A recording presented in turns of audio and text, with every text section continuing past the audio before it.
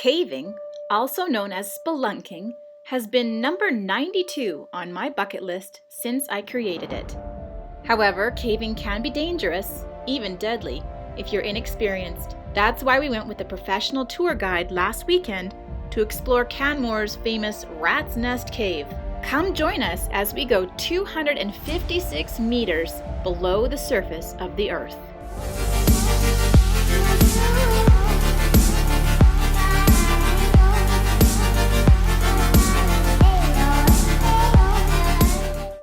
The cave tour was actually part of Joey's Father's Day gift, since I usually give experiences and not just gifts. Last weekend, we drove to the Canmore Cave Tours office to begin our journey into Rat's Nest Cave. It's kind of over 4 kilometers long, so there's a cave down there.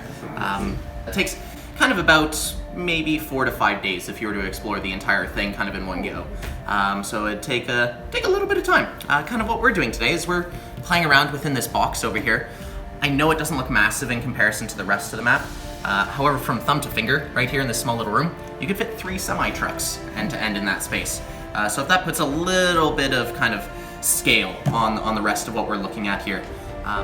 After a long safety and history talk, our guide Brent got us all suited up in our gear and ready to go. We drove as a convoy to the trailhead, then hiked up to the cave entrance, which is at an elevation of 1,500 meters above sea level. So we're hiking up the path to Rat's Nest Cave.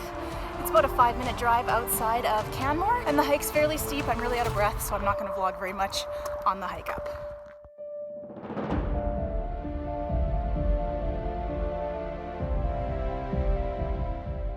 Our hike up the mountainside was very beautiful.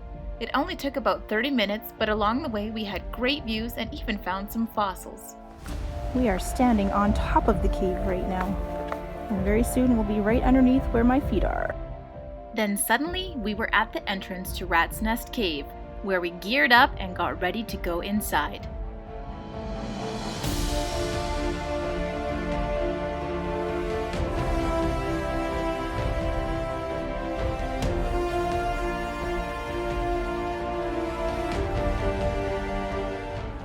Once at the edge of the cave, Brent gave us a quick safety lesson on how to use our carabiners, and then it was time to descend into the blackness.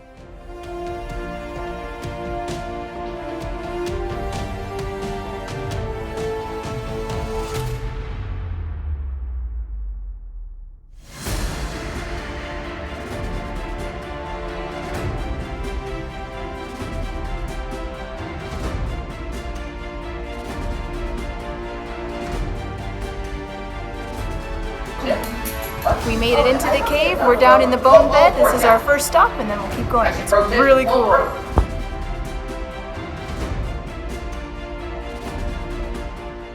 A 15-meter drop had led us into the bone bed, and beyond that we had to descend through a narrow shaft called the box.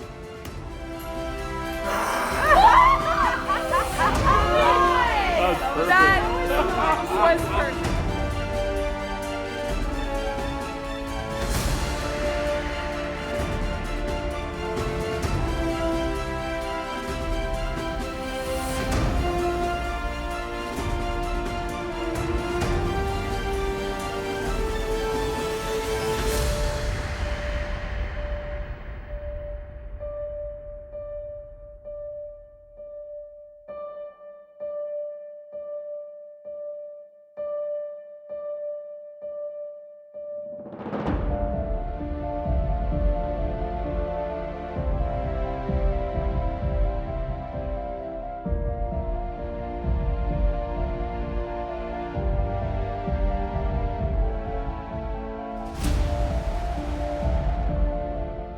There were 9 people in our group altogether, so when we were all in one room, it was very cramped and a little claustrophobic. Then Brent had us do our first squeeze through a narrow passageway, which involved a dive bomb into the tunnel.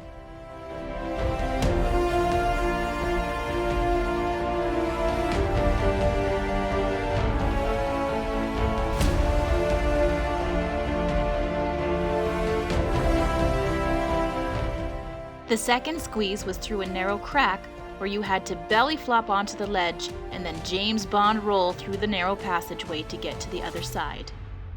The third squeeze was terrifying.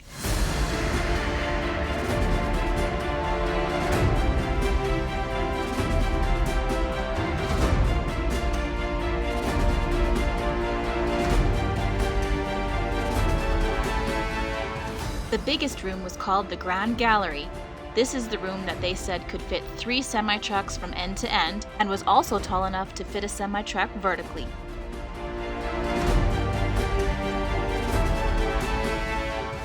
Somehow, I got appointed group leader and led the way down to the grotto.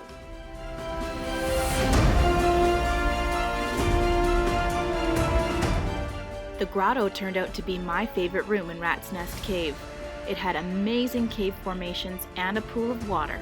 The water was actually an opening to another part of the cave system, but you had to scuba dive to get there.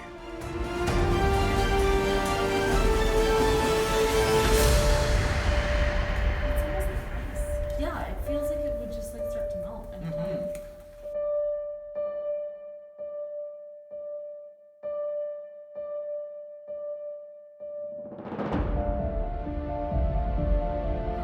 We're headed back to the beginning after visiting the grotto and the Grand Gallery.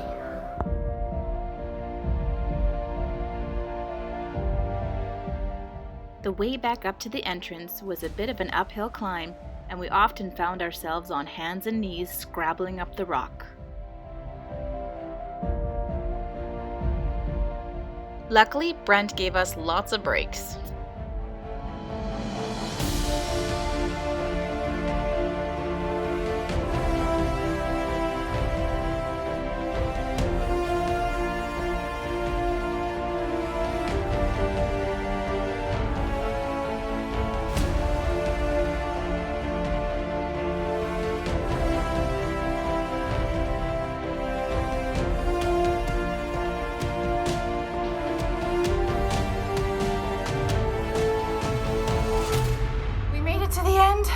The last bit was the hardest. We're all out of breath, and I smoked my head on the roof really hard. I think you have a good guy. We had the greatest day exploring the Rat's Nest Cave with Canmore Cave Tours. I would recommend them to anybody. If you enjoyed this video, make sure to leave a comment below and give it a big thumbs up. If you haven't already, make sure you also subscribe to my channel and ring the bell to get notifications on any new videos.